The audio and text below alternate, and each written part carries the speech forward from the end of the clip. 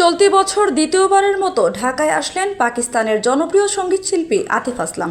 Magical night 2.0 শিরোনামের একটি concert আয়োজন করছে ট্রিপল টাইম কমিউনিকেশন।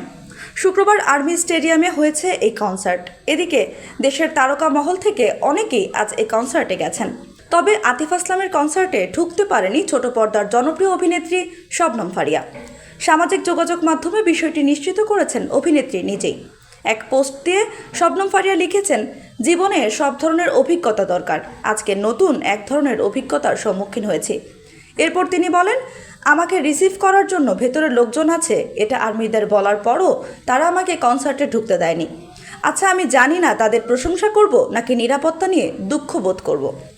সর্বশেষ গত এপ্রিলে ঢাকায় এসে দর্শকদের গান শুনিয়ে গেছেন Atif Aslam. Let's vibe art and music festival শিরোনামের কনসার্টে গেয়ে শোনান वो लम्हे, तेरे बिन, पहली नज़र में, तेरे लिए সহ তার গাওয়া জনপ্রিয় বেশ কিছু গান। সেই কনসার্টে আতিফের সঙ্গে পারফর্ম করেন বাংলাদেশের আহমেদ হাসান সানি, ব্যান্ড কাকতাল, ফিরোজ জং ও কার্নিভাল।